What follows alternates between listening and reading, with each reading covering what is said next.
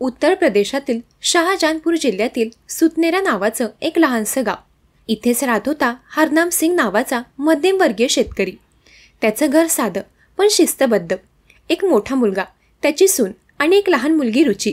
रुची फक्त 17 वर्षांची होती, पण तिच्या चेहऱ्यावर आयुष्याचं पहिलं स्वप्न उमटलं होतं, ते म्हणजे प्रेमाचं. रुचीचं जग छोटं होतं. शाळा, घर आणि काही जवळच्या मैत्रिणी. पण तिच्या मनात एक गुपित होतं, जे कोणाला जाणवलं नव्हतं. ती आपल्या गावातल्या एका तरुणावर प्रेम करायची. अरमान नावाचा मुलगा. अरमान सध्या दिल्लीला कामासाठी गेला होता, पण त्यांच्या भावना अंतरानं कमी झाल्या नव्हत्या. रोज सकाळी वडील शेतावर गेल्यावर आणि वहिनी घरकामात मग्न असताना ती फोनवर त्याच्याशी बोलायची. आवाजात लाज, शब्दात प्रेम आणि भविष्याबद्दल गोड स्वप्न. त्या दिवशी गावात दिवाळीनंतरचा साधा दिवस होता. घरात सगळं नेहमीसारखंच चाललं होतं. सून अंगणात कपडे धुत होती आणि रुची आपल्या खोलीत आरशासमोर बसून हातावर मेहंदी लावत होती. तिच्या डोळ्यात एक वेगळीच चमक होती, कारण त्या मेहंदीत तिनं अरमानचं नाव कोरलं होतं. ए लव आर असं छोटं, पण तिच्यासाठी जगा इतकं मोठं चिन्ह. सकाळी 11:30 वाजता हरनाम सिंग, रुचीचे वडील घरी आले. शेतातून परतताना त्यांच्या चेहऱ्यावर थकवा नव्हता, पण आतून काहीतरी चीड होती. त्यांनी घरात पाऊल ठेवला आणि ते टात गेले. आज जाताच हरनाम यांना रुचीचा आवाज ऐकू आला. ती फोनवर हसत होती, काहीतरी गोड बोलत होती. तू पुन्हा कधी येशील असं विचारतानाच तिच्या आवाजात आपुलकी होती. पण हा आवाज हरनामच्या कानात कटाक्षानं पडला. त्याने दरवाजाजवळ उभं राहून पाहिलं आणि त्याच्या नजरेत पडलं ते दृश्य. त्याची मुलगी हातावर मेहंदी लावलेली, त्यात कोरलेलं नाव अरमान आणि फोनवर हसत बोलणं. त्या क्षणी त्याच्या आत काहीतरी फुटलं. रुची असं तो गुरगुरला. ती चकित झाली. फोन हातातून सुटला. बाबा, मी फक्त एवढंच ती म्हणू शकली, पण त्याच्या डोळ्यात आधी ज्वाला उठल्या होत्या. त्याने ओरडत विचारलं, हा कोण आहे ज्याचं नाव तू हातावर कोरलं आहेस?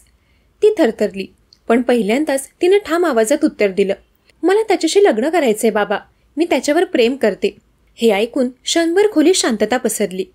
पण त्या शांततेनंतर जो गडगडाट झाला त्याने सगळं संपलं. हरनामने जवळच ठेवलेली काठी उचलली आणि संतापाच्या भरात तिला मारायला सुरुवात केली.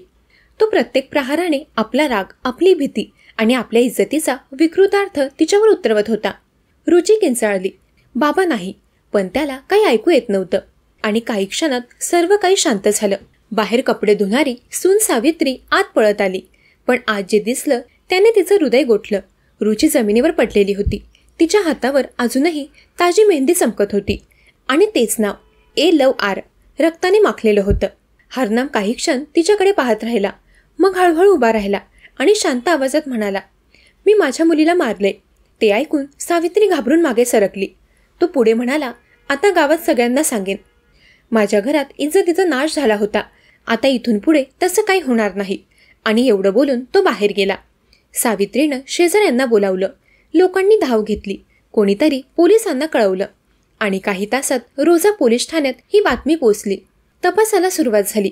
पोलीस आले तेव्हा घरात सगळीकडे शांतता होती. फक्त भिंतीवर अजूनही रडण्याचा आवाज घुमत होता. त्यांनी रुचीचा मोबाईल शोधला. दुसरा फोन सापडला. त्यातून अरमानशी झालेल्या कॉलचा पुरावा मिळाला. पण तपासात एक नवीन बाब समोर आली. रुची काही इतर मुलांशीही बोलायची. तिचं मन अजूनही किशोरवयीन अस्थिरतेत होतं आणि हीच गोष्ट वडिलांना कळाल्यावर त्यांनी ते विश्वासघात मानलं. पोलीस अधीक्षक यांनी सांगितलं, आम्ही त्याला शोधत आहोत, तो फार लांब जाऊ शकत नाही. साक्ष आणि पुरावे आमच्याकडे आहेतच. गावात मात्र कुजबूज सुरू झाली. ती मुलगी अशी का वागली? बापानं बरोबर केलं का? इज्जत मोठी की मुलगी? पण त्या सर्व प्रश्नांची उत्तरं त्या मेहंदीमध्ये लपलेले होते, जी अजूनही तिच्या हातावर होती.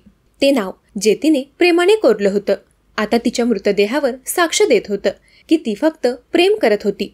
काही दिवसांनी गावच्या लोकांनी सांगितलं. हरनाम गावात परत येऊन थांबला होता. म्हणाला, मी माझ्या घराची इज्जत वाचवली. पण जेव्हा पोलिसांनी त्याला पकडलं तेव्हा त्याच्या डोळ्यात न राग होता ना पश्चाताप, फक्त रिकामेपणा. त्याने एकच वाक्य म्हटलं, ती माझी मुलगी होती, पण ती माझी राहिली नव्हती. आणि त्या एका वाक्यानं गावभर गारठा पसरला. त्या दिवशी संध्याकाळी रुचीच्या वहिनीने तिच्या हातावरचं मेहंदीचं चिन्ह पाहिलं.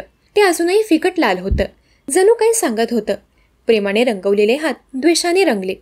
कधी कधी माणूस स्वतःच्या इज्जतीच्या नावाखाली आपल्या रक्ताच्या नात्याला संपवतो. रुचीचं स्वप्न साधं होतं, प्रेम आणि स्वीकार, पण तिला मिळाला तो केवळ भयाचा शेवट. आणि त्या दिवशी शहाजहानपूरमध्ये एका वडिलांनी फक्त आपल्या मुलीला नाही तर मानवतेचाही नाश केला. दरम्यान या घटनेवर तुमचं काय मत आहे ते कमेंट करून नक्की सांगा.